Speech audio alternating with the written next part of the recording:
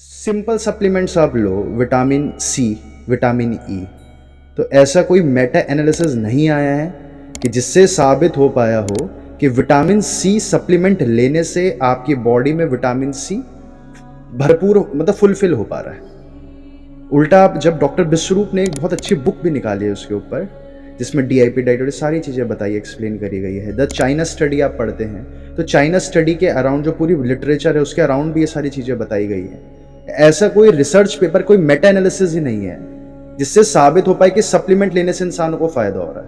और हैरानी की बात यह है कि बात यह सामने आई है हर जगह कि अगर सप्लीमेंट आप ले रहे हो तो उल्टा जो नेचुरल विटामिन्स आपकी बॉडी में आ सकते थे वो भी बॉडी एब्जॉर्ब करना छोड़ दे रही है।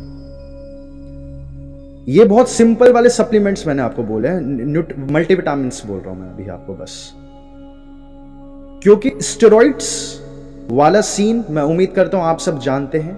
उदाहरण के लिए एक हार्मोन है टेस्टोस्टेरोन, उसके लिए अलग अलग सप्लीमेंट्स होते हैं। वो हार्मोन जब हम इंजेक्ट करते हैं अपनी बॉडी में, डेका होता है, कोई ट्रेन होता है, बहुत सारे डेनाबॉल होते हैं, पता नहीं कौन से सप्लीमेंट्स होते हैं। तो जब आप वो ले रहे हो तो ये तो आप सब जानते हो कि आपकी बॉडी नेचुरल टेस्टोस्टेरोन बनाना भूलने लगती है। जैसे अगर आप बैसाखियों में चलते जाओगे तो आप चलना भूल जाओगे। तो बहुत सिंपल सा वाक्य है, लूज इट और यूज इट। या तो आप इस्तेमाल करो वरना आप खो जाओगे। तो अगर आपकी बॉडी खुद के टेस्टोस्टेरोन बनाना भूल जाएगी तो गड़बड़ हो जाएगी, है ना। तो ये वाला समझते हैं आप और डिटेल में जा रहे हो और बारीक चीज ले रहे हो जिसमें बहुत बड़ा कंफ्यूजन है कि नॉनवेज, फिर चलो हम तो स्टेरॉइड्स नहीं ले रहे, चलो मल्टीविटामिन भी छोड़ो। भीषण मसल्स होती है हाथी के अंदर, बहुत ज्यादा मस्कुलर होता है हाथी, लेकिन वो नॉनवेज नहीं खाता। अब मान लिया नॉनवेज नहीं खा रहा, लेकिन शेर तो नॉनवेज खाता, शेर भी ताकतवर है, लेकिन शेर फिर विटामिन कहां से लेता है? क्योंकि शेर तो ग्रीन लीफी वेजिटेबल्स नहीं खाता। तो कुछ जानवरों के पास कैसी खूबी है कि vitamin A, vitamin B, vitamin C, vitamin D शेर सिर्फ मांस से निकाल पा रहा है और जीब्रा सिर्फ पत्तों से निकाल पा रहा है सारे विटामिन। ये चल क्या रहा है खेल? यहां तो प्रोटीन एक वैसा मुद्दा लगता होगा ना आपको। मैं आपको उस तह तक लेकर जा रहा हूं जहां पर आप पूरी की पूरी डुअलिटी समझ पाओगे कि विभाजन कितनी बड़ी मूर्खता है हम सब की, कि vitamin A, vitamin B, vitamin C एक चीज होती है, विटामिन डी एक चीज होती है, विटामिन ई है। ये जो साइंस का पैटर्न आया है, हर चीज को ऑब्जेक्ट्स में तोड़ तोड़ कर डिफरेंशिएट कर कर स्टडी करना, इससे कभी भी यूनिवर्सल नॉलेज जनरेट हो ही नहीं सकती। क्योंकि आप ये वाक्य आप सबने कहीं ना कहीं सुना होगा, वरना आज आप सुने, या फिर आप खुद भी NIH की वेबसाइट पर जाके देखिए, जो कि जैसे इंडिया के लिए आप ऐसे समझ लीजिए ICMR है, वैसे USA के लिए नेशनल इंस्टीट्यूट ऑफ हेल्थ है। तो उनकी वेबसाइट है, वहां की ऑफिशियल गवर्नमेंट डेटा जो सारा का सारा ज्ञान आता है उसी वेबसाइट से आता है।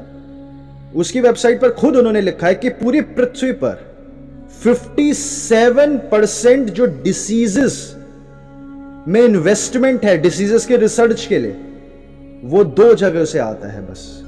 एक है bill and Melinda Gates foundation और दूसरा NIH। पूरी पृथ्वी पर जितना खर्चा डिसीजेस पर हो रहा है वो सिर्फ दो जगह से आ रहा है, bill and Melinda Gates foundation और NIH से।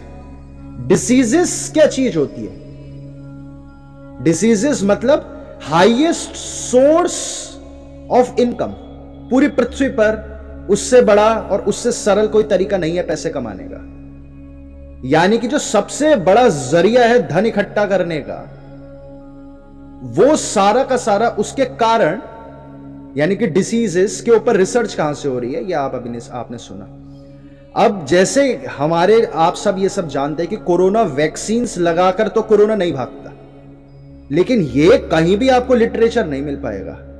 लिटरेचर कहां से छप रहा है ये आप सब जानते होंगे कि bill and Melinda Gates foundation अपना 27% इन्वेस्टमेंट, जो उनकी खुद के गेट्स जो नोट्स उनकी वेबसाइट है बिल गेट्स की, अपना इन्वेस्टमेंट 27% कहां लगा देती है? रिसर्च इंस्टीट्यूट्स में, ताकि रिसर्चेस हो पाए। रिसर्चेस मतलब वो जो कोई रिसर्च पब्लिश होती है कॉलेजेस यूनिवर्सिटीज में, वो रिसर्च 5-6 साल बाद अगर वो धंधा बना पा रही है रिसर्च, तो वो बच्चों के और डॉक्टर्स की किताबों में छपती है।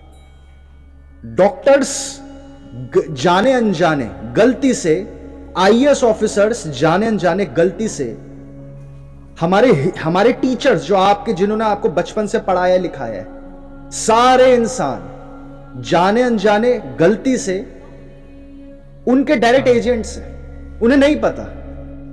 सारे के सारे आईएएस ऑफिसर्स क्लाइमेट चेंज का एक सॉल्यूशन देते हैं, जेनेटिकली मॉडिफाइड सीड्स उगाओ भाई, ये उनका सॉल्यूशन है।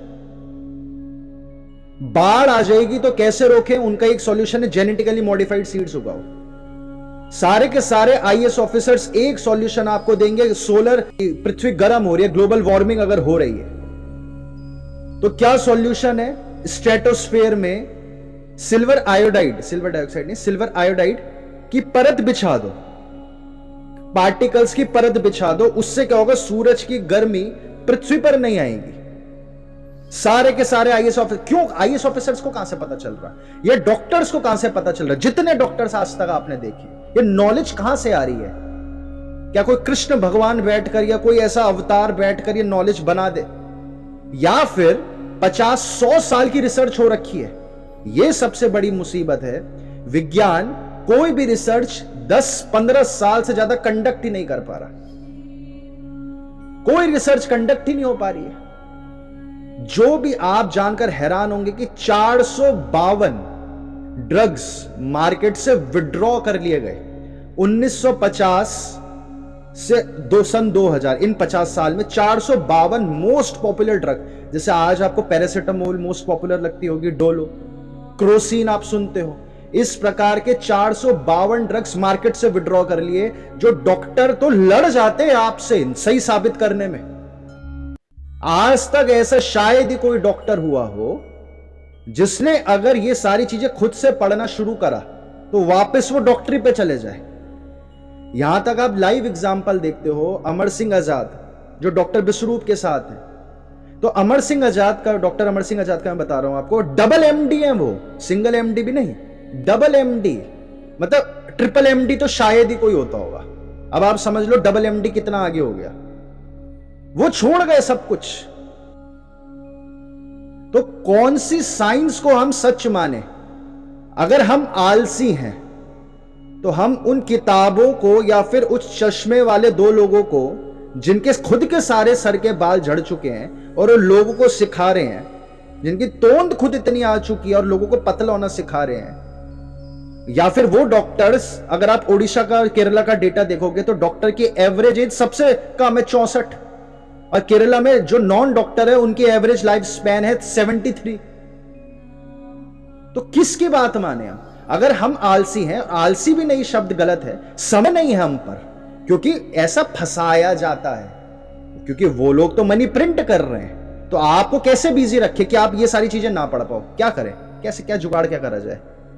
किसी ना किसी तरीके से फंसा कर रखना है हम सबको। अगर आप लोगों के जीवन में कल्पना करके देखो, मनी कोई इशू ही नहीं होता ही नहीं कोई इशू, तो आप अभी क्या कर रहे होते? सिर्फ और सिर्फ आप जीवन समझ रहे होते। अगर आप जीवन समझ रहे होते, मुक्ति समझ रहे होते, तो मुसीबत हो गई। फिर आप में से हर 5वां इंसान कबीर बन रखा होता, हर कोई जीनियस बैठ जाएगा, हम सब जीनियस हो जाएंगे। तो क्या करें? इंसान को कैसे बच्चों को घुमा कर रखे? क्योंकि मनी, जब तक आपने 12th पढ़ी है या फिर इकोनॉमिक्स में ग्रेजुएशन करी है, पोस्ट ग्रेजुएशन करी है, तब तक गड़बड़, आपको सही लगेगा मनी। लेकिन जब आप पूरा खुद से पढ़ने बैठते हैं, ग्रेजुएशन के बाद जॉब कर रहे होते हैं, तब आपको समझ आता है, या फिर आप बुक्स पढ़ते हैं उन लोगों की जिन्होंने जीवन यहां पर बिता दिया है, या फिर खुद से विचार करने बैठते हैं, खुद से ध्यान करने बैठते हैं, आपको स्पष्ट दिखने लगता है। तो मनी प्रिंट करते हैं और फिर उन्हीं के डेटा निकालो, उन्हीं के जो रिटायर्ड लोग हैं उन्हीं का डेटा निकालो, उन्हीं के स्पीचेस निकालो। तो मनी प्रिंट कर रहे हैं वो लोग, उनके लिए मनी एग्जिस्ट नहीं करता। तो क्या करें आप लोगों को बिजी रखने की, ये आपको समझना पड़ेगा। तो सत्य इन बुक्स को तो हम बिल्कुल ना मान जाए, झूठ भी नहीं कह रहा हूं मैं, मान जाओ। खुद से जब हम पढ़ेंगे किसी भी चीज को ना, तो आपको रियलाइज होगा कि सप्लीमेंट्स ये वाली चीज ऐसा अभी तक सबूत नहीं है। हां, मैं कह रहा हूं कि अगर ऐसा सबूत, ऐसा कोई रिसर्च, आप ये समझे कोई भी चीज साइंस के लिए, साइंस कौन से लिए साइंस कह रहा हूं मैं अभी फिलहाल, क्योंकि साइंस बहुत प्रकार की है। सोशियोलॉजी भी साइंस की कैटेगरी में आती है, जो समाजशास्त्र, हालांकि कुछ लोग उसे साइंस नहीं कहते, कुछ लोग साइंस, तो साइंस बहुत, फिलॉसफी भी साइंस की कैटेगरी में आती है। अभी फिलहाल मैं कह रहा हूं कि मेडिसिन की साइंस, कोई भी मेडिसिन की साइंस कोई ड्रग प्रैक्टिकली कॉमन सेंस से ला ही नहीं सकती, पॉसिबल ही नहीं है। कोई भी ट्रीटमेंट लाना पॉसिबल ही नहीं है। मान लीजिए आपने कोई ड्रग बनाया, कोई आपने ड्रग बनाया, क्या उस ड्रग की 200 सालों के स्टडीज आपके पास मौजूद है? 200 सालों की, 500 सालों की मौजूद है? आप बोलोगे 500 सालों की, ड्रग्स की तो 5 साल भी नहीं होती। इनफैक्ट अब जो बाइवेलेंट वैक्सीन आई है यूएसए में, उन्होंने क्या करा है कि 2 वेरिएंट्स को, जो कोरोना के 2 वेरिएंट्स हैं, उन दोनों वेरिएंट्स की वैक्सीन को मिला दिया और एक वैक्सीन बना दी बच्चों के लिए, बाइवेलेंट वैक्सीन। उस पर ट्रायल्स ही नहीं कंडक्ट करे, एफडीए ने ट्रायल्स ही नहीं कंडक्ट करे। तो वो भी छोड़े, जो 5 साल तक के भी हम पे ट्रायल्स नहीं होते, और मैं कह रहा हूं 500 सालों के ट्रायल्स चाहिए। क्यों?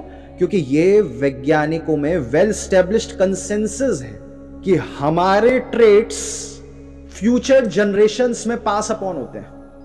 कई बार मैंने एग्जाम्पल भी बताया आपको, चूहे का एक्सपेरिमेंट, जिसमें चूहे को डरा दिया गया था अंगूर को लेकर, तो वो डर चूहे के पड़पोते तक चला गया अंगूर को लेकर, जबकि उस पड़पोते को कुछ नहीं पता। तो जहां अंगूर दिखता था वो भाग जाता था अंगूर से। तो ये तो वेल स्टैब्लिश्ड फैक्ट है कि मां बाप को अगर सिर्फ साइकोलॉजिकल घाव भी हैं, साइकोलॉजिकल फिनोमिना से कोई बॉडी में केमिकल रिएक्शंस जो सेव्ड हो जाते हैं हमारे अंदर, वो तक पास अपॉन होते हैं, तो बहुत सारे ऐसे परसिस्टेंट पॉल्यूटेंट्स होते हैं, परसिस्टेंट पार्टिकल्स होते हैं जो हमारी बॉडी में स्टोर्ड होते हैं, वो पास अपॉन होते ही हैं। तो कोई भी अगर सही तरीके से मेडिसिन पृथ्वी पर आए, रिसर्च पृथ्वी पर आए, वो उसमें ये सारी चीजें होनी चाहिए कि 100 साल बाद आपके 3 पीढ़ियों को क्या होगा। हमने प्रोटीन सप्लीमेंट ले लिया, 3 पीढ़ियों बाद क्या होगा किसी को नहीं पता, कुछ नहीं पता। जो आप प्रोटीन पाउडर कह रहे हो, मैंने खुद, क्योंकि मैं बहुत ज्यादा स्पोर्ट्स में रहा था बचपन में, खुद कितनी उम्र से, और जो हमारे छोटे भाई हैं 10 साल से तो वही प्रोटीन ले रहे हैं। जब उसकी उम्र हो गई थी 14 साल की, तब से प्रोटीन पाउडर ले रहे हैं, तब से। और अभी उनकी हो गई होगी कुछ 24 साल उम्र, तो 10 साल तो नहीं हो गए प्रोटीन पाउडर लेते हुए। फिर भी मैं आपको कह रहा हूं, किसी को नहीं पता कि क्या होने वाला है, क्या नहीं होने वाला। जैसे आज कोविड वैक्सीन के खिलाफ इतने सारे सबूत आ गए हैं ना, कि प्रेग्नेंट वुमेन पे तो ट्रायल्स कभी संभव ही नहीं है करे गए हो, तो तुम प्रेग्नेंट वुमेन्स को कैसे लगा दे रहे हो? ऐसे ही बिलियंस ऑफ परम्यूटेशन कॉम्बिनेशंस हैं जिन पर अगर हम ट्रायल्स करने बैठ गए तो कभी भी कोई मेडिसिन, एलोपैथी पृथ्वी पर आ ही नहीं सकती। आप सही तरीके से यह तक स्टैब्लिश नहीं कर सकते क्या आपको वायरस से या बैक्टीरिया से सच में फीवर होता भी है, यह तक भी आप स्टैब्लिश नहीं कर सकते। अगर आपके पास इतना बल हो जितना बिल गेट्स के पास है, तो आप अपनी इस थ्योरी को आगे रख दोगे, कोई तोड़ी नहीं जा सकती है थ्योरी। ये इतनी शॉकिंग चीज, क्योंकि आज वैज्ञानिकों में यह भी बहुत बड़ी बात है कि हमारी सारी डिसीजेस तनाव की वजह से हमारी बॉडी स्वेलिंग को हैंडल नहीं कर पाती, इसलिए हमें बुखार हो जाता है। तो थोड़ा सा कहीं से वायरस टकरा गया हमसे, तब ही हम बीमार पड़ते हैं। तो असली बीमारी का कारण क्या तनाव है या वायरस है? अगर आप पे पैसा है तो आप दोनों में से जो चाहे उसे स्टैब्लिश कर सकते हैं। अगर तो तनाव हो गया बीमारी का कारण स्टैब्लिश्ड, तो कमाई जीरो, क्योंकि तनाव के लिए दवाइयां नहीं बनाई जा सकती, क्योंकि दवाइयां बनाने के लिए जानवरों पर एक्सपेरिमेंट्स चाहिए, और जानवरों को तनाव होता ही नहीं है। तो इस वजह से तनाव और साइकोलॉजिकल डिसीजेस के लिए कभी दवाइयां, वैक्सीन आ ही नहीं पाएंगी। और इसीलिए अब वो नए तरह शिफ्ट हो गए हैं कि अब जानवरों पर हम ट्रायल्स ही नहीं करने वाले। फ्यूचर में ऐसी दवाइयां आएंगी मार्केट में, ऑलरेडी इन सारे रिसर्च पेपर्स और ये सारे के सारे लॉज लाने की कोशिश शुरू हो चुकी है।